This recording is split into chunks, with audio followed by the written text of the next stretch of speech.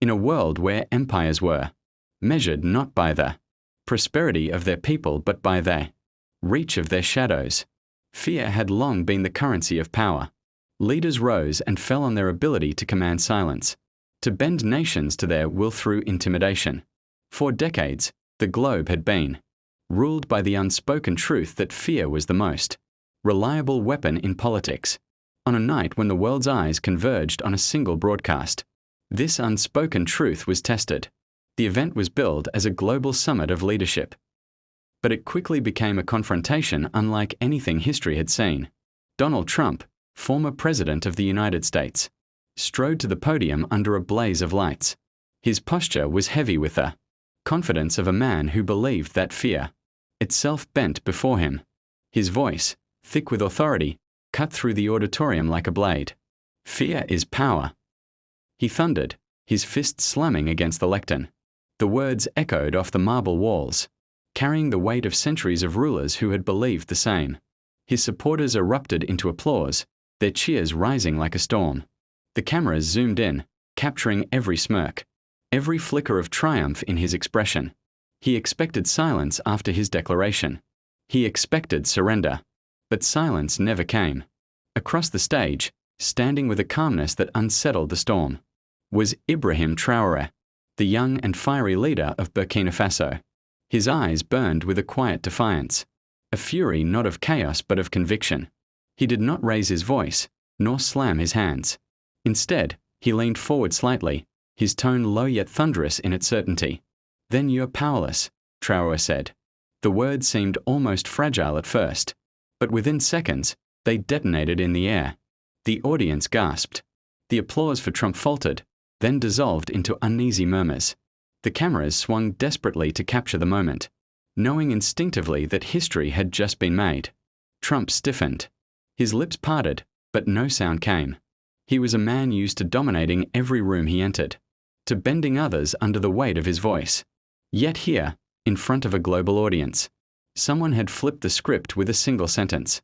The internet exploded instantly. Within minutes, hashtags spread across platforms. Hashtag #TraorésTrump. Hashtag Fear is Power. Hashtag Powerless Words. Commentators scrambled to analyze what had just occurred. Some saw it as a clash between two egos. Others recognized something deeper, a collision between two worldviews. Trump's face hardened, his jaw clenched. He lifted the microphone again. "Fear," he began, slower now, "is what has kept nations in line. It's what makes people obey. Without fear, there is chaos. Without fear, there is no respect." His words fell heavy, but the momentum was slipping. Traoré did not rush to respond. He allowed the silence to stretch, forcing the world to lean in closer. When he finally spoke, his voice carried the weight of generations. "You mistake respect for submission," he said. "You mistake silence for loyalty. Fear builds empires of sand. The moment the tide rises, they collapse. True power is not found in fear. It is found in the courage of people who refuse to bow." The auditorium was no longer Trump's arena. It was Traorés. Trump attempted to rally. He raised his voice, invoking memories of his presidency, times when fear had dictated headlines, when his threats had forced nations to reconsider their moves. But his words felt like echoes of an era that was slipping away. His hands waved, his voice cracked with anger. But for every claim he made, Traoré countered with a vision. "Fear can silence one man," Traoré continued, "but it cannot silence a million voices. Fear can chain a nation, but it cannot chain a continent. For too long, Africa has been told that fear is its master. But we have learned, fear is powerless when we choose to resist." The crowd shifted, their whispers swelling into murmurs of agreement. Even through television screens across oceans, people felt it, something stirring, something alive. Journalists typed furiously. Opinion writers drafted headlines before the debate even ended. The night fear lost its crown. Traoré versus Trump, a new axis of power. Memes erupted, portraying Trump as a collapsing tower of smoke, while Traoré stood like an unshakable stone.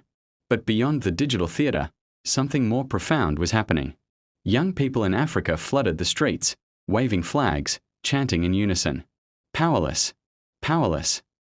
They cried, not against themselves, but against the system that had tried to convince them fear was all they had. Even in the West, where fear had long been weaponized to control narratives, voices of solidarity emerged. College students in New York and London painted murals of Traoré's words. Activists in Paris carried banners with his quote. For the first time in a long time, the narrative of fear as dominance was being directly challenged on the world stage. Trump, visibly unsettled, attempted one last strike. He leaned forward, pointing across the stage. You speak of courage, but courage without fear is meaningless. People obey me because they know the consequences. That is real power. Traoré stepped closer to his microphone. His presence was no longer just physical. It was spiritual, ancestral. No, he said firmly. People obey you because they are trapped, but obedience born of fear dies the moment the chains break. I do not want obedience. I want freedom. I want dignity, and dignity does not tremble. The room erupted. Some clapped wildly, others stood in stunned silence. Trump lowered his gaze, his breath heavy. For the first time in a long time, his dominance seemed to evaporate before the world's eyes. The broadcast ended, but the ripples had only begun. News outlets replayed the exchange on loop. Analysts debated whether this was the end of the politics of fear or merely a symbolic battle. But for millions watching, it didn't matter. They had witnessed a shift. The world would remember that night as the confrontation where fear met, resistance, and lost. Trump's declaration, "Fear is power," would live on in quotes, but not as he intended. It would be remembered as the crumbling fortress, the dying flame. And Traoré's reply, "Then you're powerless," would be etched into history as the spark that lit a fire no fear could extinguish. Because in that moment, one truth became clear: fear is loud, but resistance is louder.